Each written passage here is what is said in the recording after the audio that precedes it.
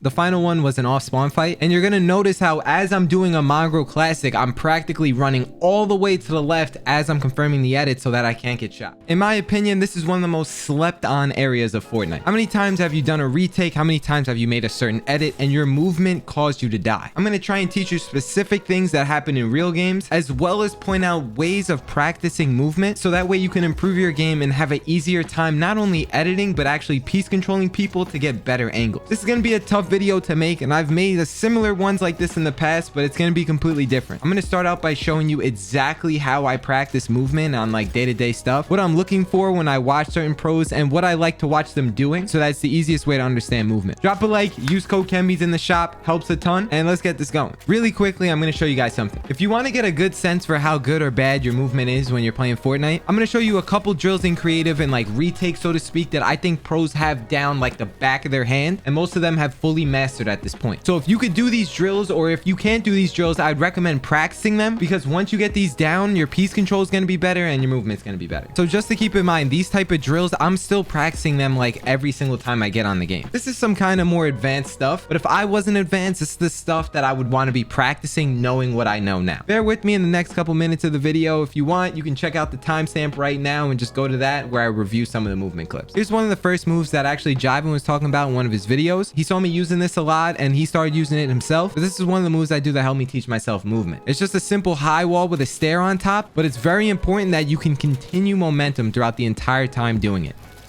If you can do this without having to stop and get caught up, and I'll show you what I mean, like right there, boom. You see how I kind of trip up on this stair? You need to be able to do this move without losing momentum, and I'm noticing that as I'm doing it, sometimes the ramp places on this wall, and then sometimes the ramp places on this wall. It doesn't really matter, just practice doing it however you can, just continuously running through this stair. So that's the first thing I do to practice movement. These are like the really tedious things that people probably hate to do. If you do want to make it easier, you're having a hard time, just do high walls without the stair.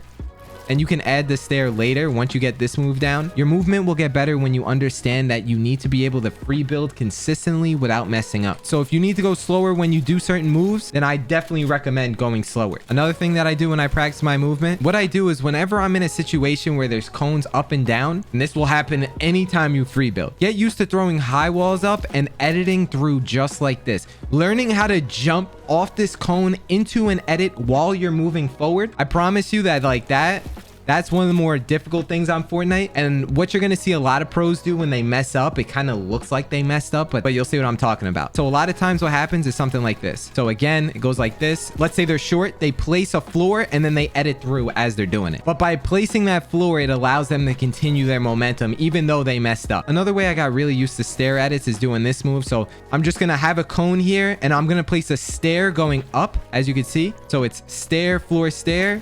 I'll edit this. And then I'll do wall and then cone and then edit that and then high wall up. So again, stair, floor, stair, wall, cone. And then that teaches you, like, I have to be in the exact spot I need to be when doing this ramp flip. So I'm on this side of the ramp and I can have really good edits from either side. So I'm going to show you again. Boom. I'll do it from the other side.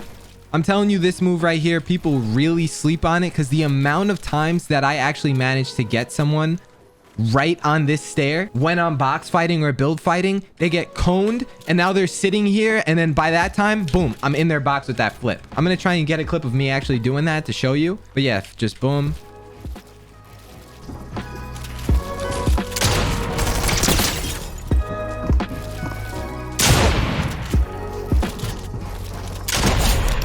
Really good ways that I've actually noticed pros practicing their movement, and something that I never really thought about. I always talked about on Fortnite about how this edit right here is like a really not optimal one, but it's actually really good to know how to use it in your build fights and stuff, because people use this a lot more than you might think actually. So I'm coming here, let's just say hypothetically I cone myself like this. What pros do is they'll place walls and then just run out the side like this. Learning how to continuously run on this and just be on the very far edge. Some people, what they do is they get stuck, or right, like when you get tripped up. Anytime you get tripped up on Fortnite or you just bump your feet over something, that's not optimal movement. When it causes you to stop like this and then you have to move over and continue, that's not what you want to have happen. If you get bumped like this, that's fine, because look how my player never stopped moving as I'm running in this line. So again, what I seen Muzz do on Twitter one time against a pro, he went like this. he triple edited, and then he ran across and full boxed the kid in this spot right here. Let's just say I'm boxed up like this. He triple edited, and then he placed this wall to block the shot. He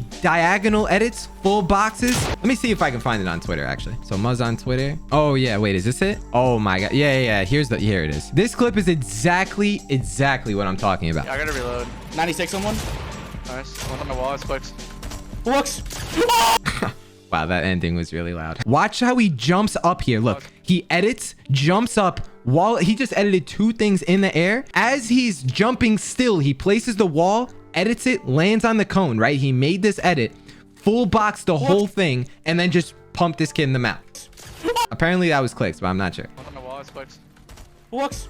Like, that movement is so crazy. All right, so this is something that the average pro probably doesn't want me sharing, and I might get some hate for it. I'm not gonna lie. It's just a small little tip that I realized whenever you're triple editing, and I see pros do this all the time in their montages and literally whenever they 1v1 someone. It helps them get really good crosshair placement. So what they do, right? Some people triple edit and they just walk into it like this, and when they want to edit the stair, they'll literally they'll never jump, right? So they'll come here and they'll just do all that. What pros do a lot of the time, and it honestly helps me get better crosshair placement. I've seen it done by multiple pros too. When they triple edit, right? What they do is they go like this, but they jump into this like that. And it's so minor. You might think like, Ken, what are you, an idiot? Like, no, it actually helps. So when you do this, you double edit, but once you get to placing the wall, jump into it, and it helps you get a better angle on this stair edit. And this is how you get the crazy clips where like people are just, it looks like the smoothest crosshair placement alive. So I'm messing up a lot because I'm not that used to it. I just recently figured this out. I'm just gonna do it once just to show you. So triple edit, like that. And you see how when I'm gonna try and slow it down. When I do the stair edit, I'm more at a straight level, and that helps me be more consistent with the edit. So that little movement tip of jumping will help. Another thing that pros do on their double edits, because they have double movement turned on, which you should definitely, I should have had this at the beginning, you definitely need to have double movement on. I used to use Wooting at 80%. If you use Keys2x, there's a translator on the Keys2x website to plug in your Wooting sense into the Keys2x one. I'll put Keys2x and Wooting down below. But what the average pro does on their double edit, they rarely attack a double edit like this. This is probably one of the most drone ways to double edit, where you just get someone to, and then you just run right at them. Most pros, what you're gonna see them do with their movement is they're gonna go to the left as they're doing it. So hold up, they're going like this, and then they'll double edit as they're strafing to the left. And if you could just, I'm struggling a little bit. There we go. Like, I'm bot walking. You don't want to be bot walking. You want a full run. So you're going across. Let's just say I get someone right here. Boom, boom. And then see how I'm running and I'm like getting this right hand peek. What you don't want to do most of the time is you don't want to literally full run and completely expose yourself. Pros, they're so good at kind of editing from far away. Like, notice the difference between when I do this and when I do this. You see how further back I am? That's a super subtle thing. Actually a major advantage in a fight. So if you're ramping up, you get someone double edited right here, you got to be low on this wall. You don't want to be too high on it, because then you're going to be super exposed. You need to make sure that you're practicing your editing, but really focus on trying to be like kind of far back as possible. You'll be surprised how far the builds can reach. You're going off like some of the things that I noticed pros do. Here might be a little bit more of an easier one. So if you ever have a cone in front of you, right?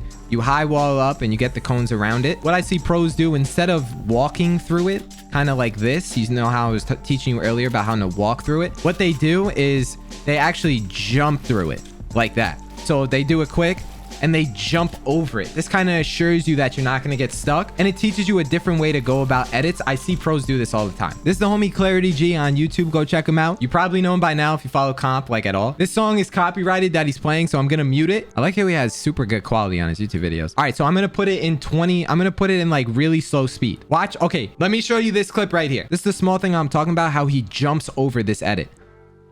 Watch right here. It's coming up right now. Look, watch here. Cone. And then he jumps and edits the wall at the exact same time, and it helps him be more consistent by not getting stuck on that wall. Granted, he doesn't have to jump, and there's times where he doesn't jump, but it leads him into like getting really good piece control and just having good crosshair placement. Watch Clarity right here on this edit. See how he's got a guy directly across the box? Look at his movement. Look how he's going really far to the left. You see how he's like literally going directly to the left as he's even making that wall edit, and then towards the end he gets closer. That's what anyone would do. I'm going to show you guys in fast speed. Watch. So he's got the guy there all the way to the left. Pros with their movement, they're always never really directly running at someone. It's always to like one side or the other, and then towards the end they sneak in. Okay, so here we go again. Watch, he's got double cone up and down. He edits the cone, and then as he's doing that, right, he's jumping and placing this wall and editing it all at the same time. Then it allows him to get the stair, and then he has really good crosshair placement since he's like level with it, and then he can edit this stair going forward, and it's just boom, right in his face. Clarity's definitely one of those players where he just has so much practice on the game. You just know that he has tons of experience. You can quite literally just see it in his movement. This is the last clip I want to talk about. He gets a double edit on this guy. So wall, floor, cone. What he does is instead of running, most players, oh, I know for a fact, a lot of players right now watching, they probably run inside the box. What Clarity does is he goes all the way to, watch how he does the edit. Look, see how he's literally turning to the left?